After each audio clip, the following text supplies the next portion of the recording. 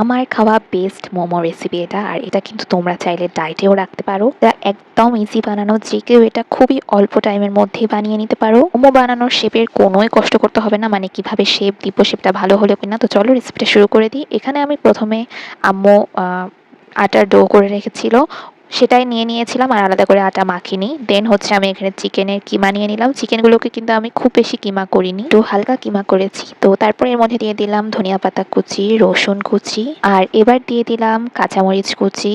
তারপর দিয়ে দিব একটু বেশি পরিমাণে লেবুর রস, দিয়ে দিব পরিমাণ মতো লবণ, এরপর দিয়ে দিব সাদা গোলমরিচের গুঁড়ো আর কালো গোলমরিচের গুঁড়ো। তো সবকিছু দেওয়ার পর আমি কিন্তু এখানে সামান্য পরিমাণে সরিষার তেল ইউজ করছি। আর এই রেসিপিটা কিন্তু আমি একদমই ইজি ওয়েতে বানাচ্ছি, তোমরা কিন্তু চাইলে এভাবে করে বানিয়ে ট্রাই করে দেখতে পারো, ভীষণ মজা হয়। সরিষা তেল দিয়ে এটাকে খুব ভালো মতো মেখে নিলাম। আর তোমরা চাইলে এর পরিবর্তে অলিভ অয়েলটাও ইউজ করতে পারো। সরিষা তেলটা কিন্তু আমি একদমই সামান্য পরিমাণে ইউজ করেছি। এবার খুব ভালো করে এটাকে মেখে নিলাম। ওইদিকে আমি আটার ডো থেকে 3টা ছোট ছোট রুটির মতো নিয়ে নিলাম। তারপর আমি এটাকে রুটির মতো করে ছোট ছোট করে বেলে নিব। পাতলা করা যাবে না, আবার কিন্তু বেশি মোটাও করা যাবে না, তাহলে কিন্তু খেতে ভালো লাগবে না। তো তারপর আমি একটা বাটি নিয়ে নিলাম, হিট প্রুফ বাটি। তার উপর দিয়ে দিলাম রুটি, আর তার উপর দিয়ে দিলাম ওই সেই চিকেনের কিমাগুলো। কিন্তু এখানে চিকেনের পরিমাণটা একটু বেশি রাখছি, তাহলে কিন্তু খেতে ভালো লাগবে। আর এইগুলো কিন্তু আমি একদমই পেস্ট করে ফেলিনি। পর দিয়ে দিলাম আরেকটা রুটি, এর উপরে দিয়ে চেপে চেপে একদম ভালো করে বসিয়ে দিলাম। যতটুকু চিকেন বাকি ছিল সবটাই দিয়ে দিলাম। এই পাচ্ছ চিকেনের পরিমাণটা একটু বেশি পরিমাণে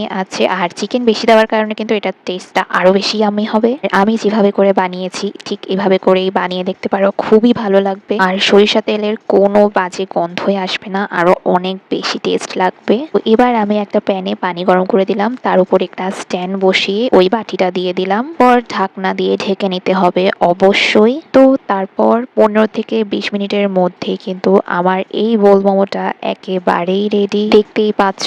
আর এটা কিন্তু খুবই ভাইরাল একটা মোমো।